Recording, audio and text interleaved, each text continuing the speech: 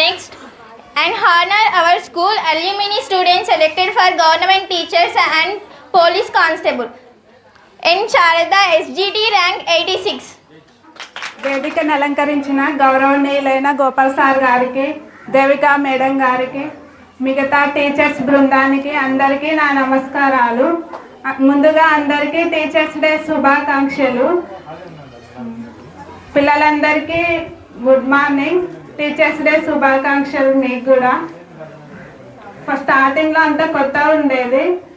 నాకు అస్సలు ఫస్ట్ హిందీనే రాదు. చాలా భయపడుతుంటే అసలు ప్రైవేట్ స్కూల్లో ఎట్లా అది అని చెప్పి ఇక్కడ సార్ వాళ్ళు కానీ అందరూ హెల్ప్ చేసి హిందీ కూడా ఇంప్రూవ్ అయ్యేటట్టు చేసినారు. ఇంకా 5th to 10th వరకు ఇక్కడే చదువుకున్నాం. 10th క్లాస్ మొదటి బ్యాచ్ మాదే. 10th క్లాస్లో కూడా నేను యమున తనే ఇద్దరం మేమే ఫస్ట్ వచ్చింది. ఇప్పుడు జాబ్ కూడా నాకు తనకే ఫస్ట్ వచ్చింది. దానికి చాలా ఆనందంగా ఉంది. మా 1st to 10th class study అనేది మిగతా స్టడీస్ అన్నిటికీ పునాది లాంటిది. ఈ స్టడీ బాగుంటేనే మిగతా స్టడీ అంతా మనం విజయవంతంగా నెట్టుకు రాగలుగుతాము. ఇక్కడ మాకు మంచిగా డిసిప్లిన్ కానీ స్టడీ కానీ అన్నీ బాగా అందించినారు.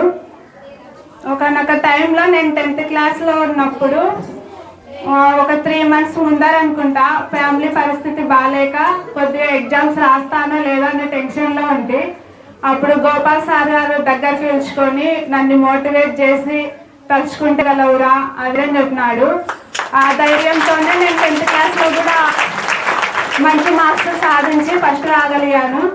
10th క్లాస్లో నాకు మార్క్స్ కనుక బాగా రాకపోయింటే మా నాన్న చదివించేతోడు కూడా కాదు అసలు. అందుకే నేను ఈ స్టేజ్ అనేది పునాది లాంటిది అని చెప్తున్నా.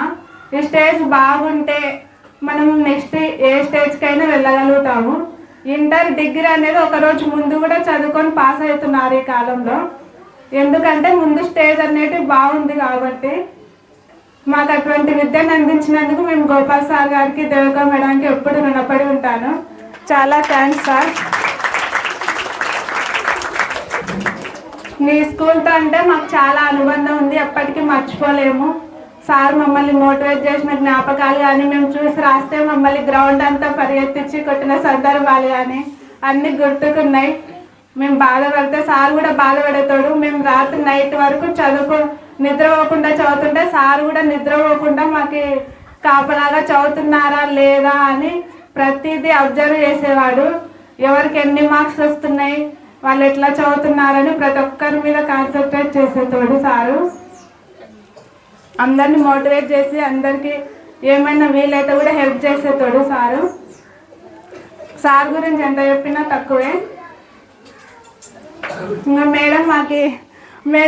మేడంతో కూడా మాకు చాలా జ్ఞాపకాలు ఉన్నాయి. మమ్మల్ని ఒక్కోసారి మాకు ఫుడ్ లేకపోతే కూడా మేడమే అరేంజ్ చేసినారు స్కూల్లో చదువుకుంటున్నప్పుడు.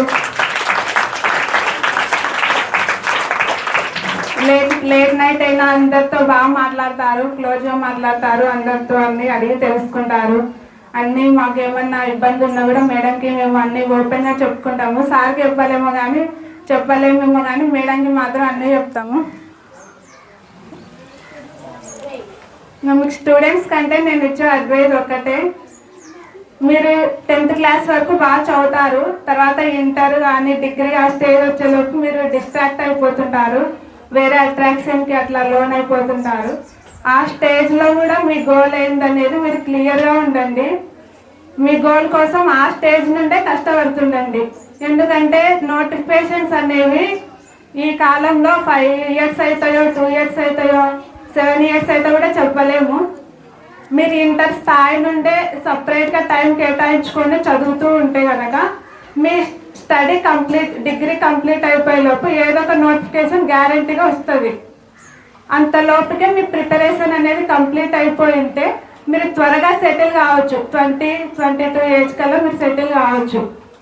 ఎందుకంటే ఒకసారి మిస్ అయిపోతే ఇప్పుడు మాలా 5 years కానీ 7 years కానీ వెయిట్ చేయాల్సి వస్తుంది. ఆ బాధ అనేది మీరు పడకూడదు.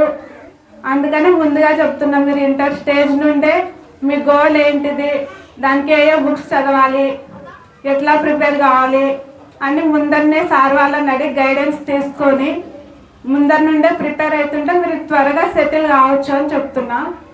ఎందుకంటే మీరు డిగ్రీ తర్వాత ఏముందిలే డిగ్రీ తర్వాత చదువుకోవచ్చు అనుకుంటాం. డిగ్రీ తర్వాత ప్రిపేర్ కావడానికి 5 సంవత్సరాలు అటు అవుతుంది. మళ్ళీ ఒకవేళ నోటిఫికేషన్ రాలేదంటే ఇంకా టైం పడుతుంది, మిస్ అయిందంటే మళ్ళీ టైం పడుతుంది. అట్లా టైం అనేది వేస్ట్ అయిపోతుంటుంది. అందుకే ఇంటర్ స్టేజ్ నుండే డైలీ ఒక 3 అవర్స్ కానీ 4 అవర్స్ కానీ కష్టపడుతూ ముందర నుండే ప్రిపేర్ ఉంటే త్వరగా సెటిల్ కావచ్చు లైఫ్లో. ఇంకా చదివేటప్పుడు ఖచ్చితంగా నోట్స్ అనేవి ప్రిపేర్ చేసుకోండి. ఎందుకంటే అది మనకు వెళ్ళే ముందు రివిజన్ లాగా యూజ్ అవుతుంది. మనం విజయం సాధించడంలో మెయిన్ పాయింట్ ఏంటంటే రివిజన్ అనేది ఎక్కువ చాలా సార్లు చేయాలి. రివిజన్ ఎంత బాగా చేస్తే మనకు అంత బాగా గుర్తుంటుంది అన్నమాట. ఇంకా మేము టీచర్స్ ప్రొఫెషన్లోకి రావడానికి స్ఫూర్తిదాయక ఎవరు అంటే మొట్టమొదటి మహిళా ఉపాధ్యాయుని సావిత్రిబాయి ఫులే గారు. వాళ్ళ హస్బెండ్ తనని ఎంకరేజ్ చేసి మొట్టమొదటి మహిళా ఉపాధ్యాయుని అయింది. తను ఎట్లా అదే తను వస్తుంటే కూడా తన మీద బురద చల్లే వాళ్ళంట. తను ఇంకొక చీర ముందరనే పెట్టుకొని తన దగ్గర వెళ్ళాక మార్చుకొని మరి తను పాఠాలు చెప్పింది. అటువంటి వాళ్ళని స్ఫూర్తిదాయకంగా తీసుకొని ఈరోజు ఈ టీచర్స్ వృత్తిలోకి రావడం నాకు చాలా గర్వకారణంగా ఉంది.